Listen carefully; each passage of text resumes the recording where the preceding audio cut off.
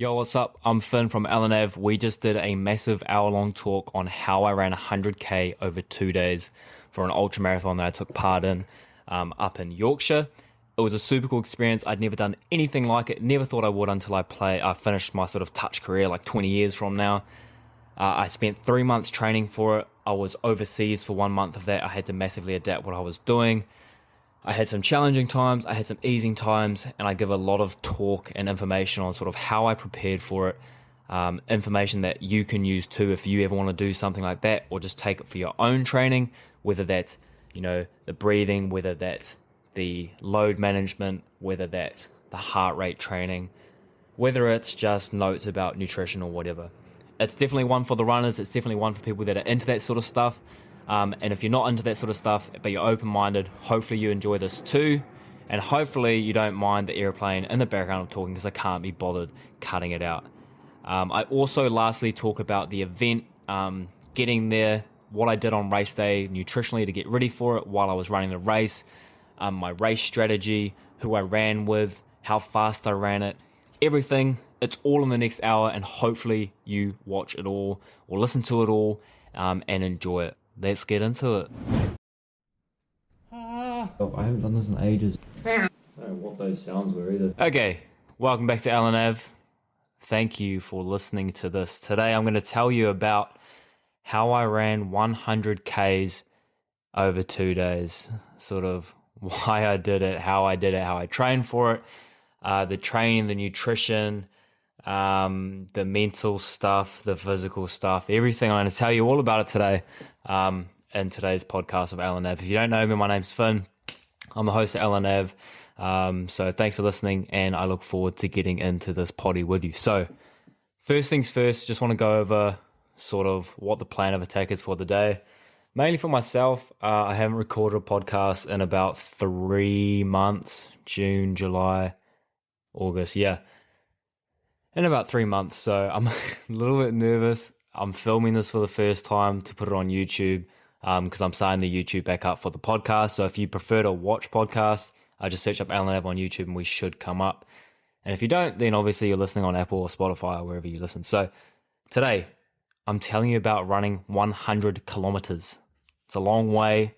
It's very tough, life-changing experience. I just want to pretty much tell the story of building up to it. Hopefully give you guys a little bit of info about it. Just tell the story. I've told a couple people the story and they really liked it.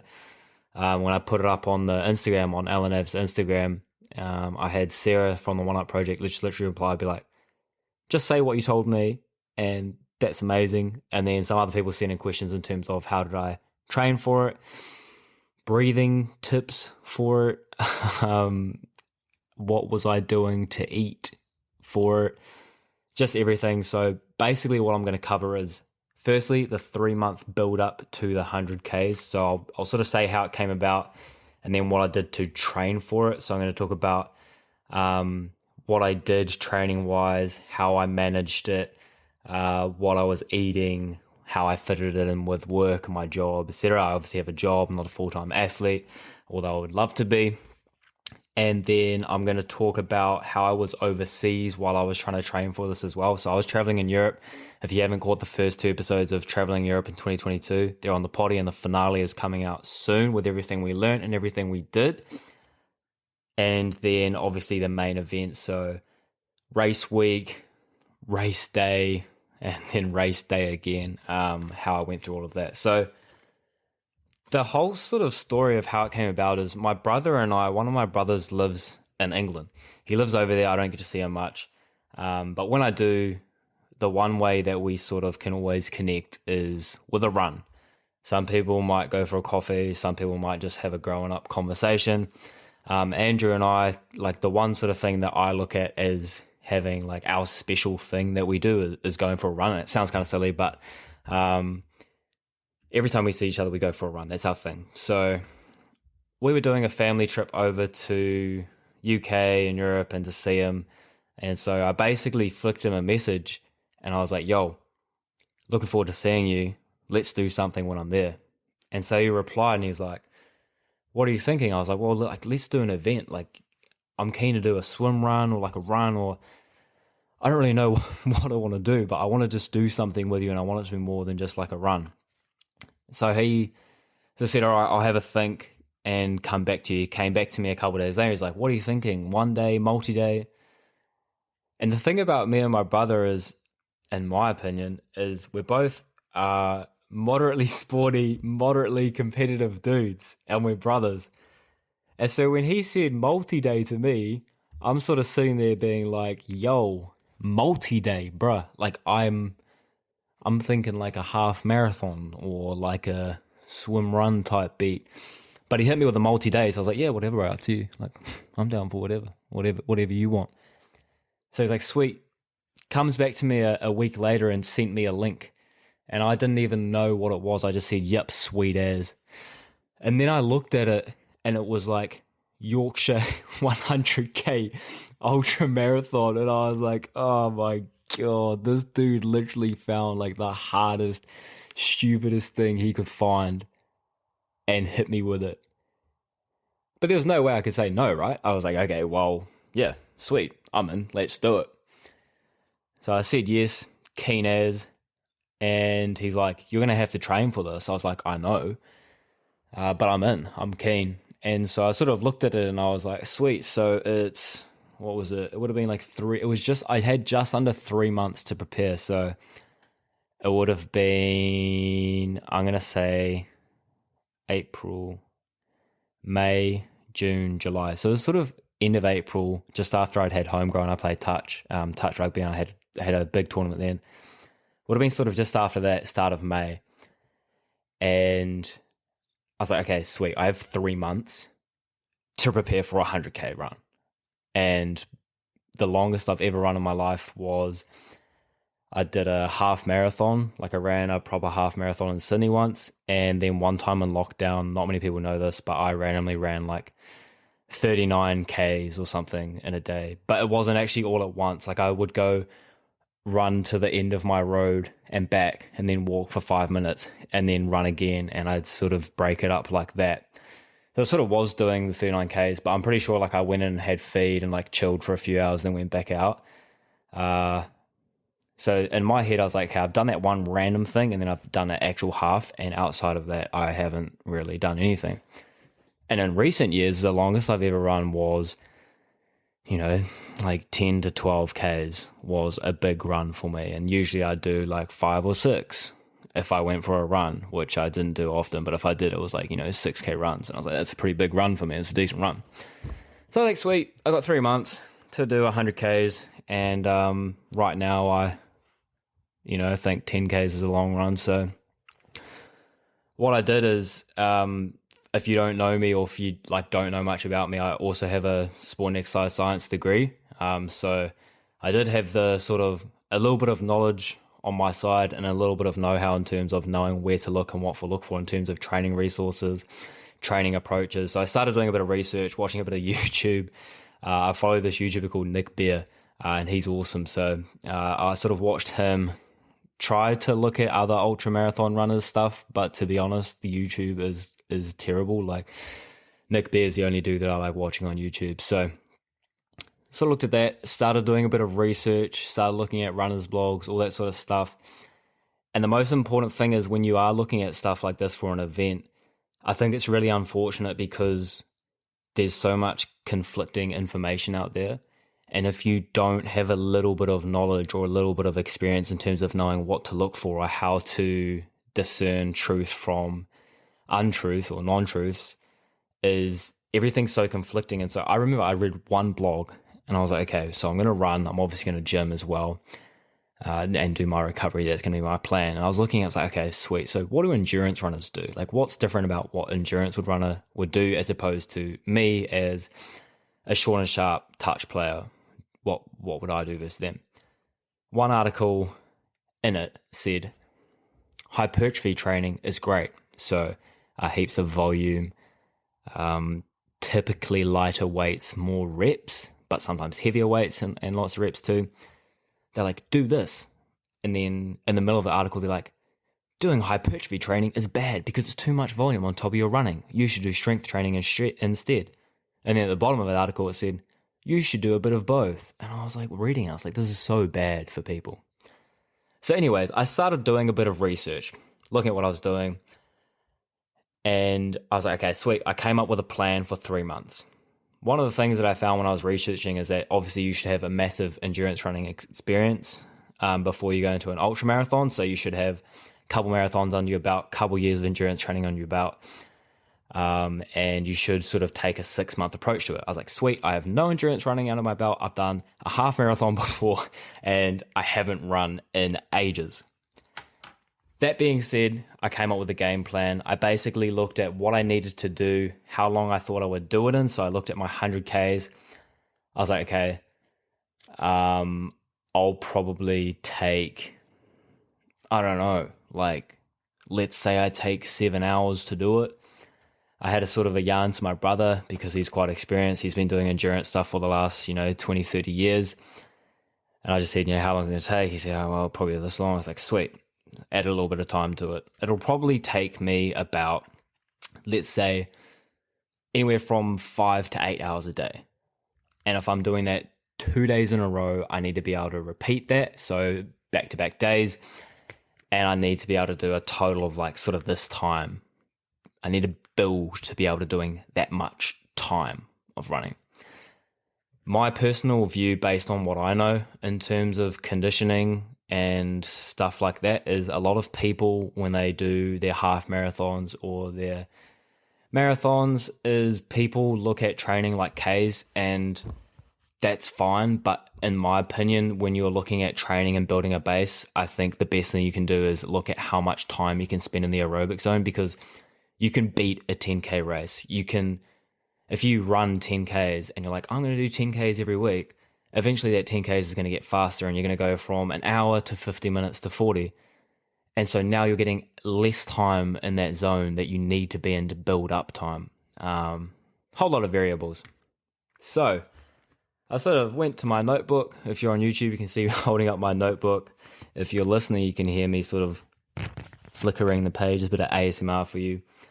And I wrote out a little bit of a plan. I said, sweet. So the 25th of April to the 23rd and 24th of July, building up to a 100K Ultra. I'm going to focus heavily on my base and volume. In the gym, I'm going to be doing a little bit of strength and some hypertrophy. The hypertrophy was to try not lose muscle and also to try build cardio.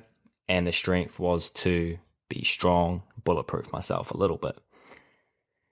I also wrote, my nutrition, rest, and recovery will be key in doing this. Then what I did was I wrote out a weekly plan, and what that looked like for me was Monday was active recovery, Tuesday was an easy run and potentially legs, Wednesday was a threshold or an easy run and potentially upper, Thursday and Friday were potential bikes to work, supplemented with a potential legs and with the potential upper body strength. Full body strength.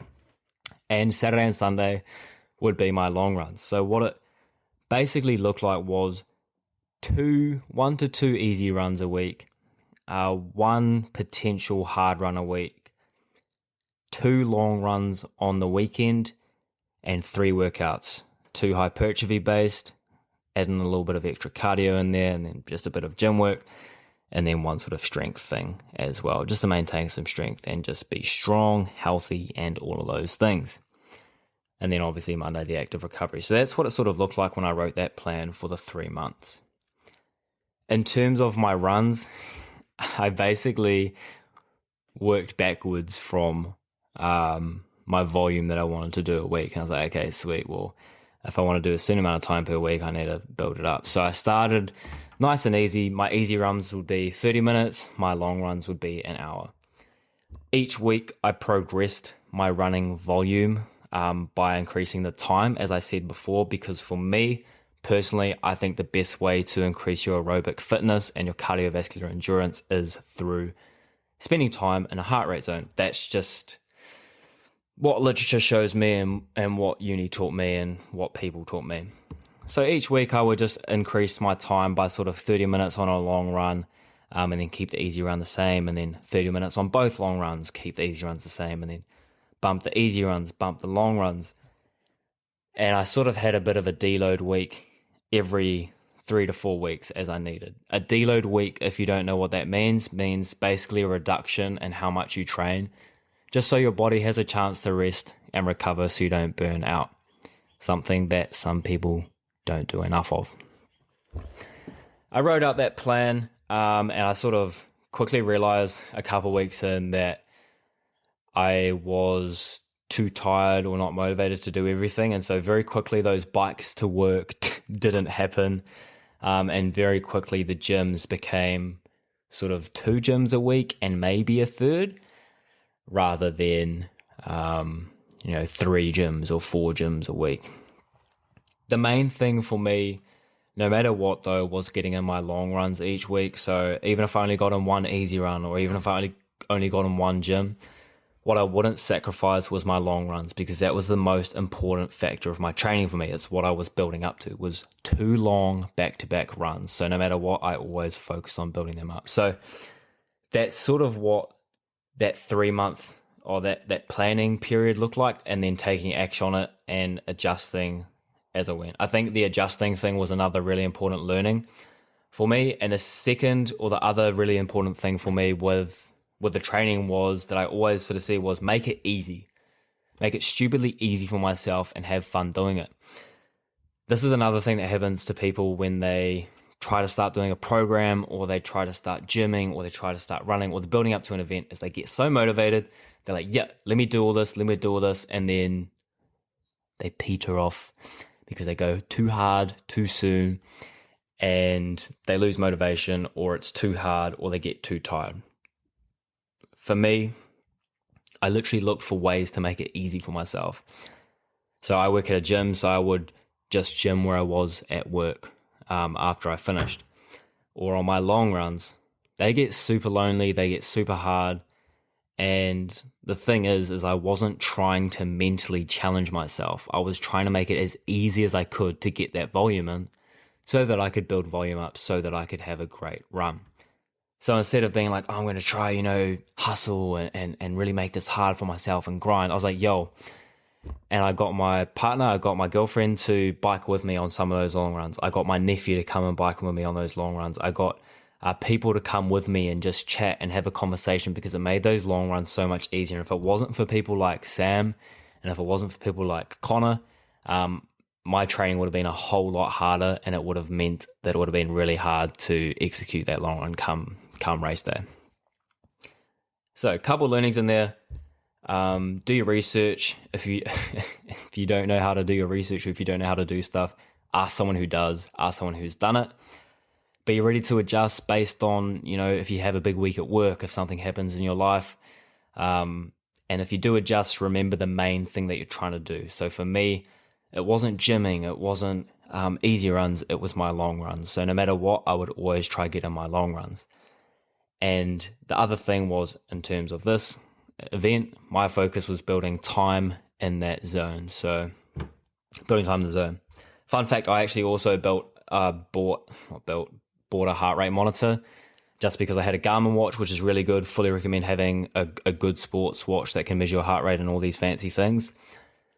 The heart rate monitor allowed me to have a slightly more accurate view of my heart rate. It also allowed me to do a threshold test, which meant I could get more accurate zones to be in, just slightly. And I also was able to sort of like see my stride, if I was bouncing too much when I ran, if I was leaning too much on one side. Good investment, but you don't need it. Like, you don't even need a watch to train. That was my 3-month build-up. I think that's sort of it. The other things I sort of did in there was like having saunas. I loved saunas, and I am religiously like a cold shower dude. Judge me on that and call me Wim Hof if you want, but religious cold shower. I've been doing it for a year and a bit now, and can't advocate it enough. It's just like hella good. So that was the 3-month build up. A little bit in there, there was sort of hard points. Like, I got to be honest, I sort of lost out on a lot of things very quickly. My weekends were lost because of the time that it took to train. I low-key had lower energy levels over that time, just because by the time I worked and trained, I was like, oh, I'm kind of done for the day, and I was trying to do all these other things as well. So a big part that came with that was nutrition and resting and all those sorts of things. But there was definitely some sacrifices that went through those 3 months that I had to give up on some things, but it was worth it in the end. I sort of was doing that for a couple months, and then the last month and a bit, I was actually overseas and traveling around Europe. So we got to, this brings us to part 2. So we've done the 3-month build-up.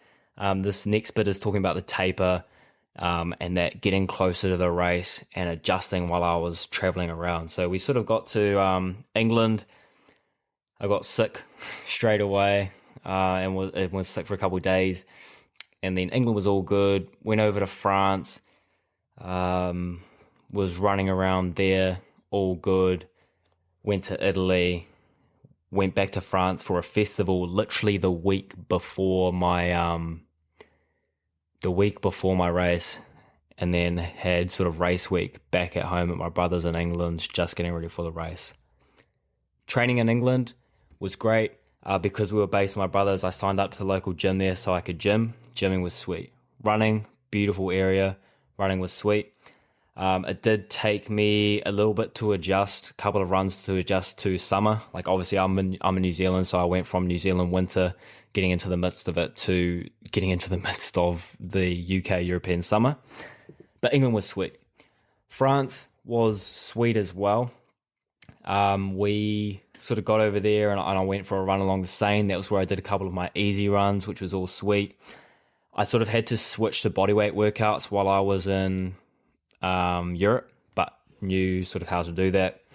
And then in terms of Italy, I didn't really run those few days. And I sort of had this week where I really didn't do anything. I was like getting a bit worried. I was like, you know what? Like I've been building up a lot of volume. It's okay. Like in France, I went for a 28k run on my birthday. It was supposed to be 22k's actually.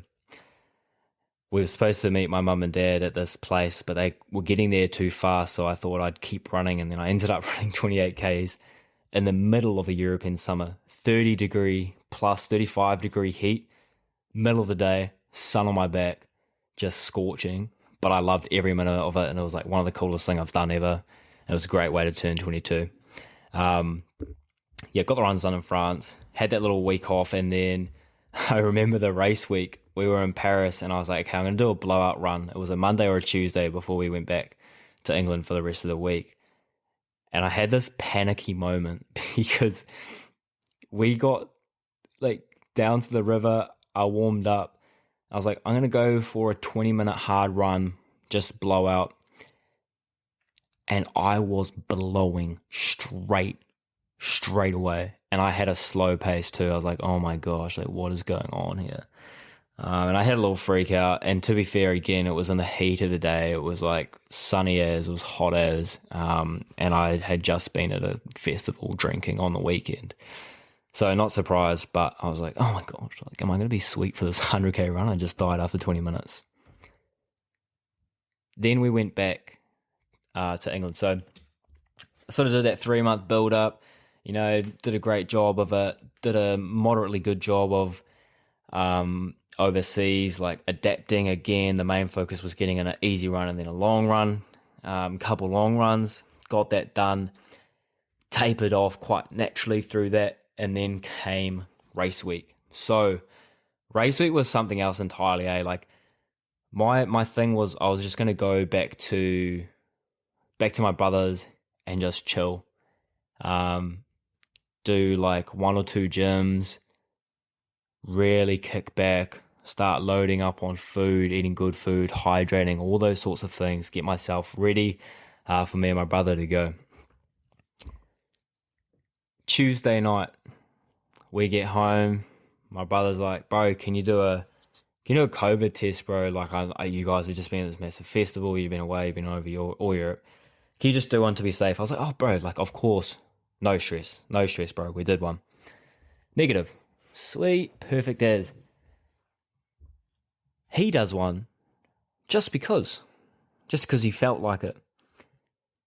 And then a minute later, we're talking mid-conversation and his daughter comes in the room, walks up to this COVID test, and she's like, Dad, is that a positive? And I was like, oh, no way. And my brother tested positive for COVID race week, so he was out. And he was so gutted. He walked out of the room. He was fuming. I was in shock. I was like, nah, this will be sweet. It'll be all good. And it was just like the next 24 hours was a blur. But sort of got to the point where I was like, damn, I've trained 3 months for this. I've done so many things. I've come so far just to get to this point, and now we might not even do it. And I said to him, I was like, bro, like, if you test negative, will you come? And he's like, nah, like it's stupid. It's stupid to go from having COVID to a 100K run. I was like, yeah, like you're absolutely right. Like, would you come and like just support? Would you come and be there? And he's like, bro, to be honest, I'll just stay here. And I was like, oh, okay. I was like, oh, it's kind of heavy. You say yes. And I was like, if you want to stay here, if you want to jump on the bike or drive or whatever, I'll do it here. I don't care. Like, the whole point was to do this with you. So I'll do it with you. I'll do 100K like right here and now, like, and I'll do it around home and not go. And he's like, nah, I think you should go. And I was like, I think I should too. So that sort of drama being, I started getting ready for the race. Funny story was I actually went to the gym on Thursday. The race is on Saturday, Sunday. I was like, I'm just going to do a good leg session. So I went into the gym and, I did my warm-up. I was like, I'm going to do some squats. I'm going to do this, do that. I hadn't gymmed in a few weeks because I'd been away in Europe. And I thought I was going easy, and then I ended up going too hard. And the next day I woke up and my legs were so sore. I was like, oh, bro, you're an idiot. You went and trained a little bit too hard in a public gym, trying to like low-key lift a little bit heavier than you should have because there was people around. You wanted to make a point, and now you've gone and made your legs sore. But it was one of those things you couldn't stress about. You just had to just get through it. And I was like, hey, sweet. Ate heaps of food, rested, did my recovery, boom. Friday night, comes time to go down.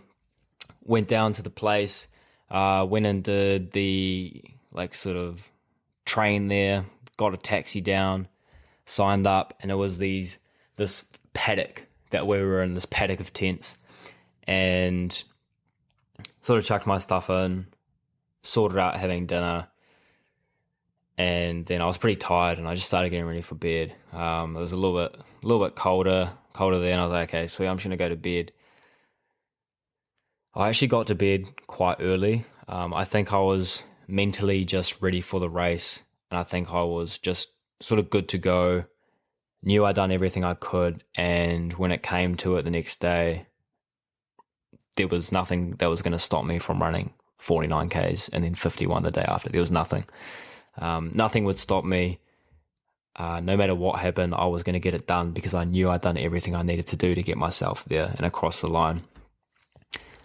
Woke up, I set my alarm pretty early. It would have been sort of somewhere between 4 and 5 a.m. the next morning because the race kicked off at like 7 or 8. And so I sort of woke up somewhere around 4:30. Now, what I did on race day was I had sort of a half bottle of water with some sodium bicarbonate in it, baking soda. So I sort of started sipping that as soon as I woke up. And then I went and had breakfast, and I had a coffee with breakfast. Breakfast, I don't even know what it was. It was like some English breakfast. I didn't have a choice.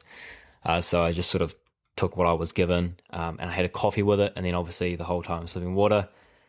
And then the last thing I sort of did nutritionally before the race was take a like sachet of electrolytes and sort of down that as well. And the reason behind all of that was caffeine to sort of enhance my performance, get you up, get you going, boom, hissing. Electrolytes to boost my blood volume, which helps my performance as well. and then sodium bicarbonate to reduce the acidity in my blood, which again basically delays me fatiguing on sort of a muscular fatigue, lactic acid level, like really basic explanation. I did those 3 things, and it was really ironic because out of all the running and the training I did, I would spend like 15 minutes getting ready for a long run here, 20 minutes, or like 5 minutes doing 5-10 minutes doing a good warm up. And both race days, I literally did like a 3-minute warm up in the pen. It was so random and half-assed. I was like, what am I doing? But yeah, it was a really cool, fun experience. It was really vibey, and day 1 was mean. So day 1, 49 Ks, took me just over 7 hours, and here's how I did it. Did all that warm-up stuff and got going, headed out the gates. Oh yeah, vibes are on. Let's do this. And within a K, I had one of the rudest awakenings to ultra running ever. There's 2 parts to it. One was that people say, and my brother especially said, you walk the hills when you do ultras. Ultra runners walk the hills. And I was sort of like, yeah, I'm pretty all good on hills though, so I might run some of them. The other thing that happened was building up to it. When I started running, my long runs were averaging 7.5 minute Ks to 8 minutes, staying in an easy heart rate zone. So the focus was always staying in an easy heart rate zone. It wasn't going fast. It wasn't having a fast K. It was staying in my easy zone for that time that I'd prescribed myself. That ended up being 7.5 minutes to 8 minutes a K. When I got really tired, it was sometimes like 9, and I would just be like sort of walking / shuffling. Over those couple of months, it went from that to like 5.5 minutes per K to 6 minutes per K, comfortably chilling in my easy heart rate zone. For me, that was under like 157 beats per minute. That was sort of anywhere from 150 to 155 was, or even 148 was what that zone was, my heart rate, when I was doing that pace. So based off that, I was like, I could go for 5 to 6 hours a day being good, 6 to 7 being realistic, 7 to 8 is sort of worst comes to worst. My brother and my sister-in-law did a 50K walk, and it took them 10 hours. So I was like, I shouldn't be any faster than 8. The first day, within the first K, we came to this massive hill, and I had to walk for about 45 minutes because it was too steep, and like you couldn't run it. I started running past these people, and then within 2 minutes I was like puffing. I was like, probably gonna have to walk this one, eh? And then all these people started walking past me, and I was walking so slow. I was like, oh damn, I don't think I'm gonna be hitting that time. I don't think I'm gonna be hitting that pace per K. And I don't think I am going to be running these hills. So that was a bit of a rude wake up on that first day. But it was cool. Like, it was such beautiful terrain. Like, you're up in these hills and the countryside. It was so beautiful and so surreal. And everyone was there to have a good time and do those same things too. So it was really cool. And then from there, sort of had markers. How it worked was you had markers every 12 to 13 Ks. So the first marker was at like 13 Ks on the first day, and then halfway was at 27, and then it was 39, and then done at 49. I sort of ran that first 12 to, I want to say like 20 Ks by myself. And it was just getting in the zone. And my sort of logic each day was I just want to get over halfway quicker rather than slower, because once I'm over halfway, I know I'm over half, right? Like if I take ages and I'm still not over half, then okay, I'm like going to be struggling a little bit mentally. So I sort of did that sort of first half by myself, half marathon, I mean. And I bumped into this cool group of guys, these 2 South Africans and this one other dude. And just we were going the same pace, and I sort of just got chatting to them, and like it was real cool. Like we just got chatting and sort of running along with each other, getting to know each other, and it was really cool.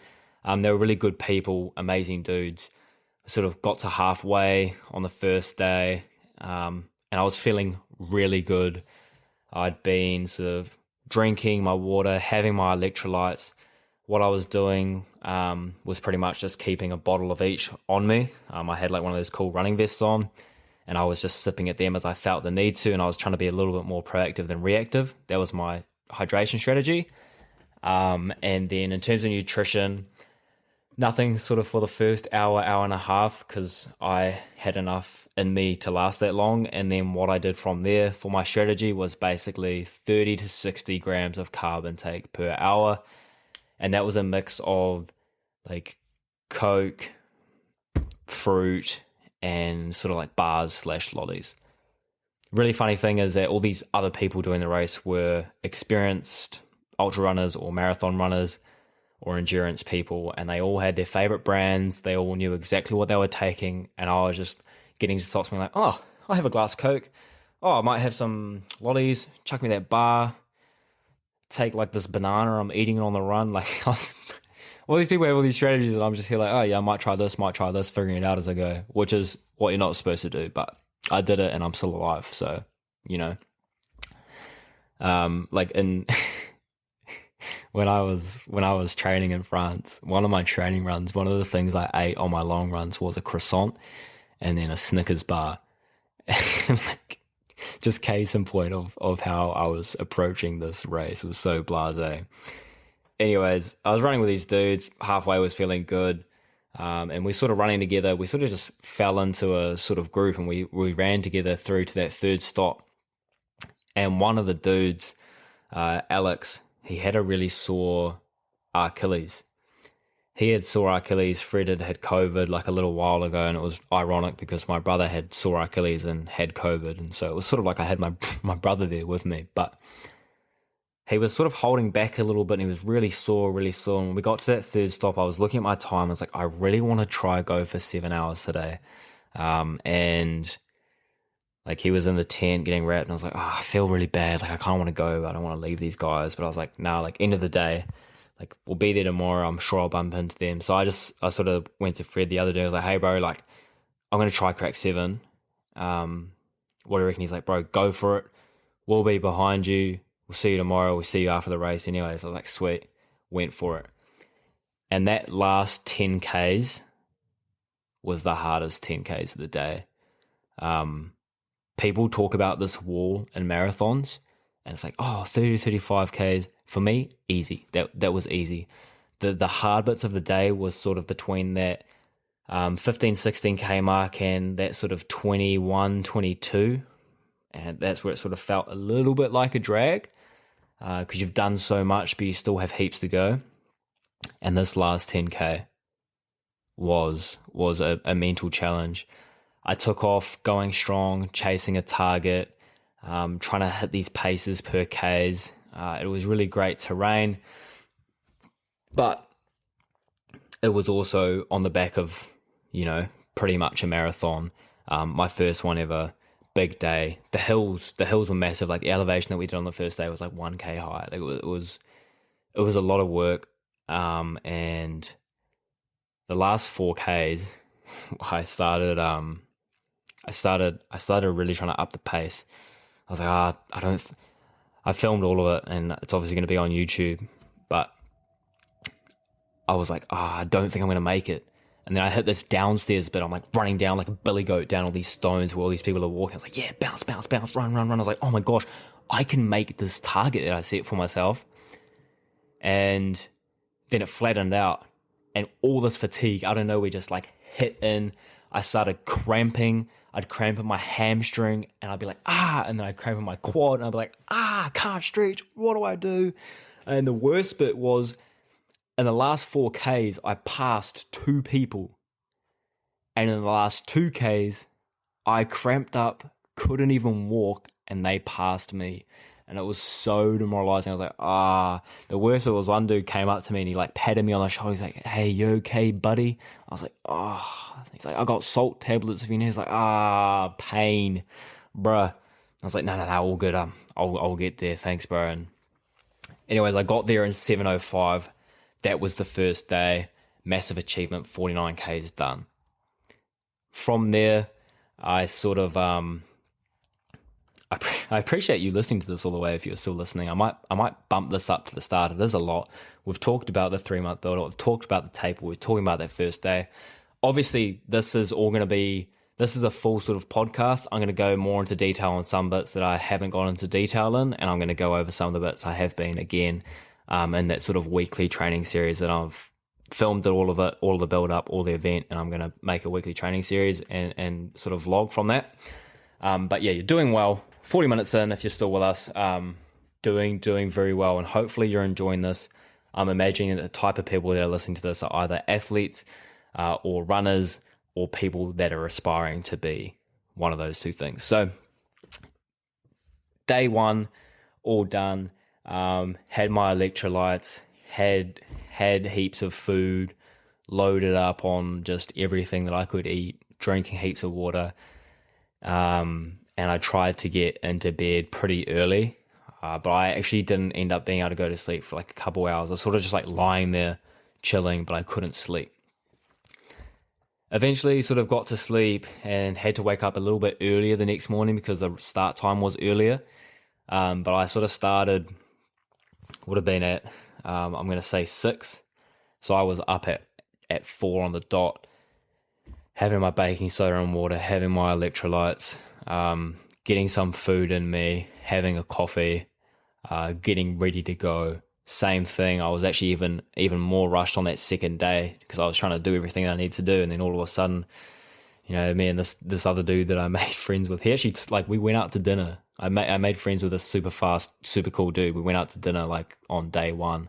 I had dinner and then I went out to another dinner with him, and then we were just having a yarn about life. Super cool. Anyways, me and him on day 2 were like, oh my God, I'm pretty sure I'm pretty sure we started in 5 minutes and we're like still getting dressed and like putting on our stuff. I was like, we need to go. Filling up water and electrolytes. Got in, a little warm up. Bumped into the 2 dudes that I was in yesterday. I was like, how were you? How'd you go? He's like, yeah, good. All that sort of stuff. They ended up finishing 45 minutes or so after me, or half an hour or something. Anyways, beauty, started day 2. Now, I want to say that this was 6 o'clock in the morning and we were in a paddock. So day 1, you start at the starting point where you camped the night before. You do this big loop, 49 Ks, and come back to where you started. Day 2, you start again, you do this other big loop. It's not the same. You come back to where you started to finish. I'm also just going to chuck in there that I had a taxi I had a train to catch at 3:30. Just going to chuck that in there now.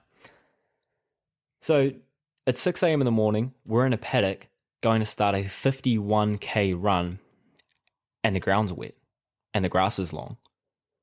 And so straight off the bat, I get wet socks and wet shoes. And it was just like, I'm gonna run like this for like 51Ks.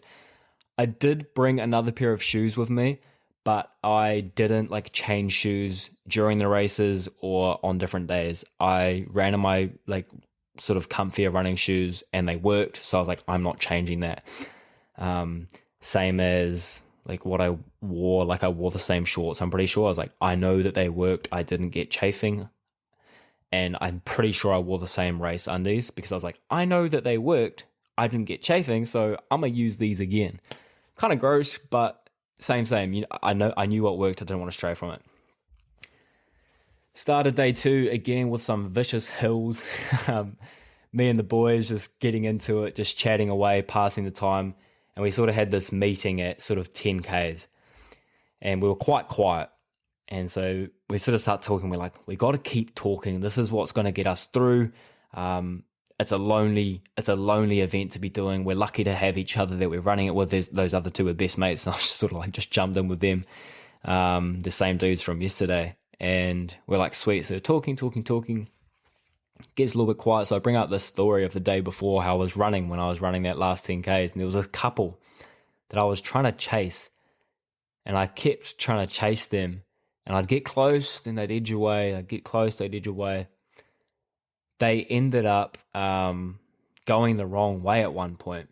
And they'd been 5+ minutes ahead of me at that point. I got to this sort of fork in the road and I was like, what way do I go? It's not that obvious. This other couple was standing there that had just been going for a walk. They're like, that couple went straight, but we think it's left. And I looked left and there was signs. I was like, oh my God, those poor people went the wrong way. I was like, oh, should I go after them? Father, forgive me. But I was like, dude, I'm 44 Ks in to this run. They were here 5 minutes before me going straight. Who knows where they are? I still wonder if I should have looked for them. Anyways, I went the right way, and that was all I thought of it. So I'm telling these dudes this story. I'm like, oh, those poor bastards. Like, they went the wrong way. I wonder what happened to them, blah, blah, blah. Telling them for 5 minutes about it. We're having a laugh. And then one of the boys say, bro, have any of you seen a pink flag in a while? Little markers? And I was like, nah. And Fred was like, nah. And we were like, ah. And so we're running, and we keep running. We're like, maybe we should keep running and see. And the dude pulls out his map, and we went off course as well. And it was such karma and so funny, because I was literally telling the story about those people who did it, and then it happened to us. And we ended up running an extra K or two just to get back on the course. And we finally sort of made it to the first stop of the day. And it was all good. On the way, you'd sort of seen people like being carried in with silver blankets in, and people really injured, and people with sprained ankles and stuff. And it was sort of like, wow, this is real deal stuff. Like, this is literally not life and death, but you can get seriously like injured or ill out here. Like, you have to be really careful. It's not just a 10K fun run. It's sort of a bit of an awakener, but sort of fueled up, had like 3 glasses of Coke, glass of electrolytes, filled up my water and electrolytes, a little snack, banana, and hit the road again. Went through some beautiful bush, beautiful trails, beautiful riverside. Met up with this other chick that was training, going way faster than us. She's like, yeah, I'm training for this crazy marathon like event thingy in a couple months. This is my last long run, just doing the 1 day 50K. And we're like, whoa, crazy. All sorts of cool people like that we sort of chatted to along the way. Made it to halfway, and one of the boys brought up his phone. And he's like, boys, we're doing quite well. We're in the top 10. And obviously most of the people there were walkers, but there was quite a few people there running as well. There was probably like a few hundred people there at the event. And he's like, we're in the top 10 for this day 1 and day 2 category right now. And I was like, really? And it was so terrible, because the thing was about the run was, it was about, let's finish it. Let's complete it safely. Let's complete it with no injury. Let's complete it. I don't care how long it takes. Like, I don't want to take ages, but also like I want to complete it. But as soon as he said that, I was like, sweet, who's in front of us? like I was like, sweet, who are we trying to catch? One of them was my mate that I'd made friends with last night. He was hours ahead of us. There was a couple of people ahead of us. But there was this couple, and we looked across, and there's this couple at this halfway point. And we're like, oh, damn. Or at the first point, sorry, we're like, oh, damn. Get to the halfway point, and they're there as well. And we're like, okay, boys, let's be quick at this halfway point. Like, went for a piss, filled up our waters, munched down this big plate of food, and then we're like, sweet, headed out. And the next 12 Ks of day 2 was no man's land. Like, it was dead barren. Picture like just a deserty looking as far as you can see, and now picture one loose gravel road, and it's just going up a hill, down a little bit, up a hill, down a little bit, up a hill. And we went basically just up this big gravel road, up this big hill, and it looked like the end was there, and then there wasn't. There was another hill for 10 Ks. And we sort of went out before these dudes, and we were feeling good, and then they started to chase us. They started to catch us. Alex was hurting. Me and Fred were going strong. They got Alex, and they got to us, and they passed us, and we were like, damn, it's okay. The main thing is sticking together. The main thing is finishing. And so we sort of make our way up this big hill and then down this massive hill for ages. And downhills are mean, but this downhill was to the point where it was actually too long, and it was hurting my legs from trying to slow myself down. Went all the way down to the bottom and got into the very last break. And it was cool, right? Like it was this last break, and I have to say, seeing people who were doing the whole way through, like the walkers that were going continuous, so they don't have a break, they just start and do the whole thing. Like respect to them. Like I was running it, we were running it, yeah, running / walking, you know, up those hills. But I was like 1 o'clock or 12 o'clock or something, 40 Ks into the second day, so 90 Ks in total, and seeing these people walking, I was like, oh, how long have you been going for? They're like, oh, since 8 o'clock yesterday. It's like just crazy to imagine. But I'd had my Coke, I'd had my like little top up of caffeine at the halfway station, I'd had my electrolytes, filled everything up for the last time. Me and the boys said, let's get this bread.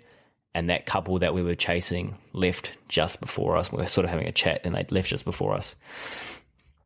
We sort of head out, and I just thought to myself again, I said, I want to get these guys. Like, I want to try get them. I want to try finish.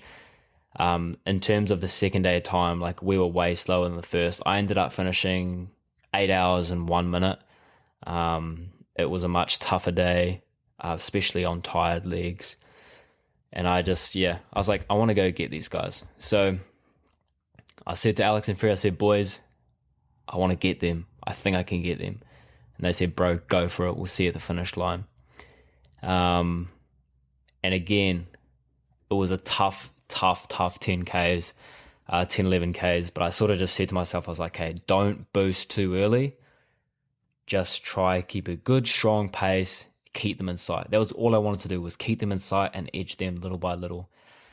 And I sort of kept them in sight, and then they'd be gone for a little while, and then I'd keep them in sight, gone for a little while, get closer, then they'd sort of, like, low-key felt like they would see me and then try to run a little bit faster.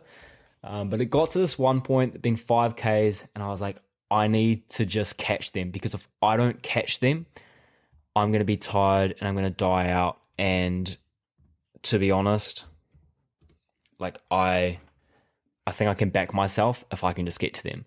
Even if it's for 6 Ks, I think if I just get there, then mentally, like I won't let myself drop off from them. So I went for it. I gunned it. I pushed hard for a couple Ks. And eventually they were walking up this hill, and I was like, it's now or never. I either have to run this big hill, this gravelly hill, or I've got to walk and let them slip away. And I just chose to run it. And I called up to them. I was like, hey, how you going? Let's finish this thing. They were like sweet as, and we having this really nice chat about them, getting to know them. And they were going fast, and I was dying out. I felt really faint at one point. I was like, I think I could pass out. I was like, bro, stay hard, stay in this. You are so close. And we were every K marker, we were like clapping. It was like 96 clap, 97 clap, 98 clap. And I was like, oh, so close. 99 clap. And then we finally get this home straight, and I just sprint as soon as I see the thing. I'm like, oh, I'm sprinting for it. Sprint these last 100 Ks. Finish my 100K race, lie on the ground, get past my champagne, sip it, feeling beautiful, tasting success, taste disgusting. I spit it out, low-key tip it out when no one's looking. They're like, oh, do you want another? Woo! I was like, nah, I'm all good. Get my finisher's shirt, get a photo with them. And that was the race. It was the most fantastic experience.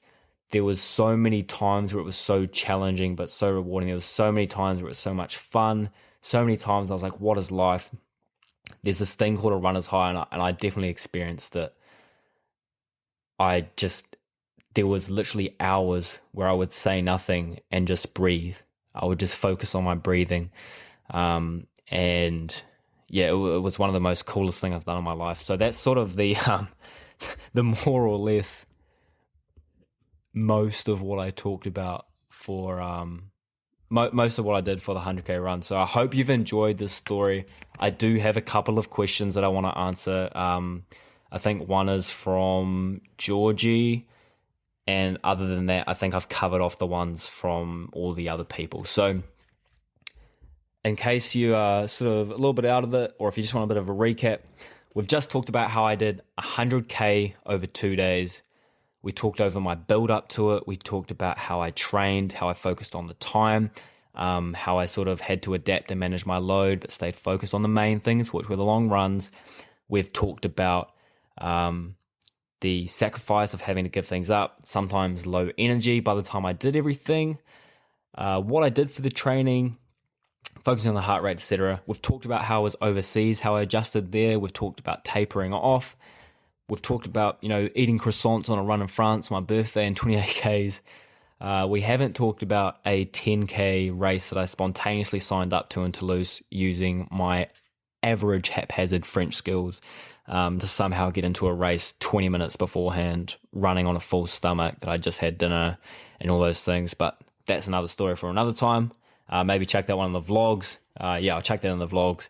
We've talked about the event as well, sort of the week of race, traveling there, where it was in Yorkshire, how it worked on day 1, day 2, how it went, the reality checks that I had, the fueling, like what I did to prepare for it, the hard bits, the low bits. There's one more thing that Georgie asked, which was around breathing. The biggest thing for endurance running like that is being in an easy zone. And the best way to know that you're in an easy zone if you don't have a heart rate monitor or anything is literally just breathing through your nose. If you can breathe through your nose and out your nose for an even count of like 4, like 2, 3, 4, out, 2, 3, 4. If you can hold a conversation while you're doing it, great markers of being in an easy zone where you're not going to fatigue. If you're starting to lose that tempo, lose that rhythm, if you're starting to blow a little bit harder and not be able to hold a conversation, you're going too hard to be in what's called an easy zone. That's where your injury risk increases. That's where your gains can sort of decrease as well. And in terms of during the run, the reality is I couldn't just be in an easy zone or I'd be going really slow. But I did just breathe through my nose, deep breathing. There would literally be hours where I would just be breathing in, and that was all I was focusing on. I was in a state of complete flow. Nothing like it ever before I've gotten close to. It was super cool and an out-of-body, out-of-world experience. That's been the 100K run. Thank you so much for listening to this. I hope you found some value in it. And I look forward to you coming back to listening to LNAV very soon, and stay tuned for that pivot. If you have enjoyed this chat, if you want to know more questions, if something didn't sound quite right, flick me a message. Really keen to have a chat. And stay tuned on YouTube. Just search up LNAV or LNAV Media for the weekly build-up series to the 100K. So I'm going to be doing weekly vlogs each week, all my training, how I'm feeling, what's happening, what I'm doing exactly. I'll show you what I sort of did on the watch, show what I did on the runs, down to down regulating and making food. So if you're keen on that, go subscribe to LNAV Podcast. If you're not watching, just go search it up on YouTube. And other than that, thank you so much for listening. It's been good to be back on the mic and look forward to doing that more in the future. Much love. Chat. Thank you so much for listening to this episode of LNAV Podcast with me, Finn Barnett, and any guest that was on there as well. I really appreciate it. You can find us on Instagram at LNAV Podcast or LNAV Media, as well as on YouTube at LNAV Media. Some guest interviews will be put on YouTube from now on going forward, so subscribe to us, LNAV Media on YouTube, TikTok, LNAV Podcast. And if you want a little bit of extra value that's bite-sized and easy read and really digestible, you can subscribe to my newsletter, Finn's Top 5 Newsletters, and that can be found on lnav.com on your desktop, or just by going to the link in the bio at LNAV Podcast on Instagram. Binge LNAV Podcast, or go to lnav.com for more of us, or Instagram. And with that being said, I hope you're good. I hope you're doing something awesome. Go have a good day. Take care of yourself. Much love, and catch you on the next episode of LNAV Podcast. Woo! Chat.